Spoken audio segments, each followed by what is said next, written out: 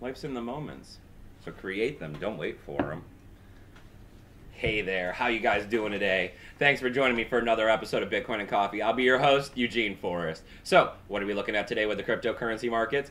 Well, I mean, as I'm looking at this, I'm seeing a little bit of green everywhere, and that makes me smile. Cryptocurrency is super volatile. We all know this. That's why we're invested in it. We're all trying to make money in it. We're all hoping that the future, it's going to bring us immense wealth. That's why we're all invested all over the place, too, because it's also what we are believing in. I mean, personally, I believe in Bitcoin, so I'm invested in Bitcoin mostly. I mean, there's a lot of people out there invested in other things, such as Ethereum, Ripple, NEM, Litecoin, Ethereum Classic. I mean, the list goes on and on. So, as always, we have to sit here and we have to hold strong to what we believe in and sit here and have faith that it's going to get us into the future and what we're looking for in the cryptocurrency world and, bringing us that generational wealth that we're all hoping for so we can get away from, having to worry about money and we're able to just enjoy our lives and our family. And as we're looking at some green going on here today, we're looking at a market cap of $170 billion again, and I mean, that's fantastic. I mean, we love it when the market cap's well up here. It starts to put stability into the network. It puts faith into all these cryptocurrencies. And I mean, when we got Bitcoin sitting here holding 56.5% of the domination, I mean, it goes to show that Bitcoin's king, right? We got a regular trading volume of about $3 billion right now, and I mean, that's fantastic, right? So we're showing more and more support here for Bitcoin at $5,700. We're at $5,773 right now. We're up 3.4%. I mean, Bitcoin couldn't be going better right now. I mean, between the fact that we just came from a hard fork and then we're about to be going into another hard fork, and this next one is very contentious, and I mean, we're seeing the FUD being pumped out already as we're getting closer and closer to the situation. I mean, we even have people moving their value over into Bitcoin Cash as a way to avoid the situation, and we're seeing Bitcoin Cash up 7% alone today because of this, coming in at $350. So, I mean, as we move down the list, I mean, we do have a little bit of green everywhere. We got Ethereum, they're up almost 1%, coming in at $2.99. We got Ripple at 20.5 cents. That's up almost 1% as well. Like I said, we got Bitcoin Cash coming in at $3.50. We got Litecoin coming in not very much higher at $56. It's up 1.79%. We got some sideways movement coming out of Dash. We got NEM. They're taking a little bit of a slide backwards again, coming in at 20.2 cents. We got Monero rolling up at $88.87. It's up 2.5%.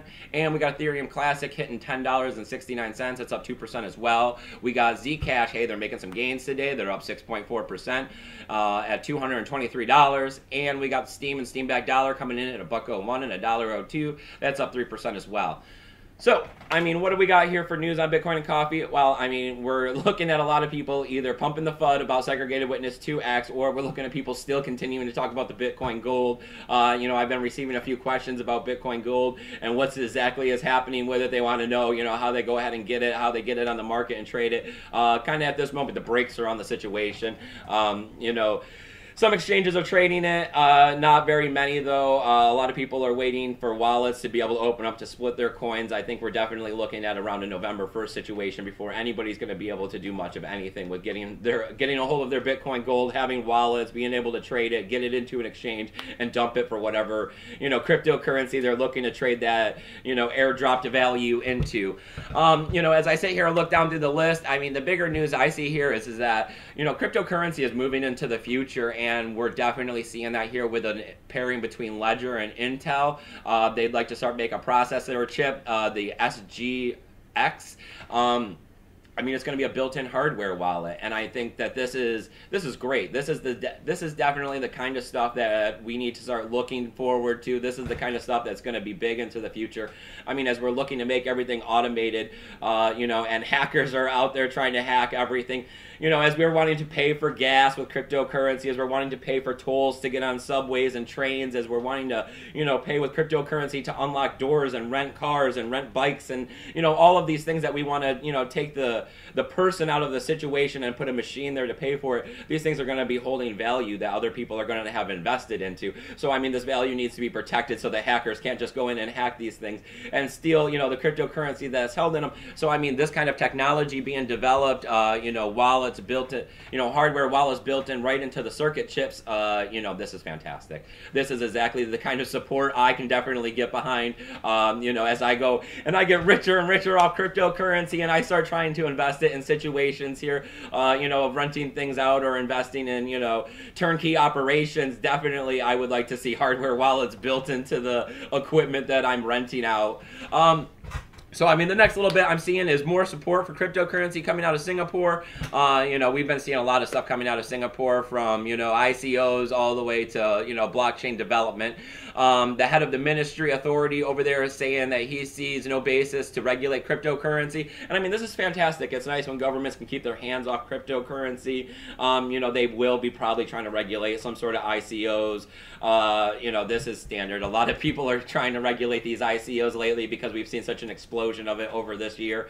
And I mean, hey, it's going to happen little by little. The government's going to try to control this stuff because, I mean, eventually it will be taking over the power. So, I mean, you got to do what you can do when you can do it, right? So, as always, I'm sitting here and I'm trying to, help you guys out with all this cryptocurrency, Bitcoin, Ethereum, Litecoin. So, there's tools listed down there below to help you guys figure out these markets, help you guys figure out the network, see what's going on, help you guys invest better, help you trade, help you keep your cryptocurrency safe in hardware wallets, trying to hook you up if you're spending it, I got all kinds of affiliation codes down there to help you guys collect cryptocurrency for free. It builds up. So, I mean, why not click a few faucets here and there? And as always, I got the email address down there for a help desk service. It's eugeneforrest20@gmail.com.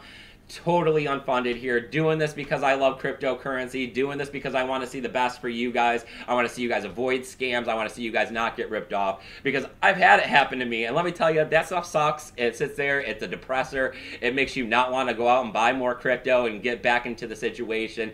But as always, when you get knocked down, you got to get back up. You got to get back on that horse, because we're going to ride this stuff to the moon, right? So as always, thank you guys for joining me for another cup of coffee. I'll see you guys tomorrow, and remember, keep your BTC safe.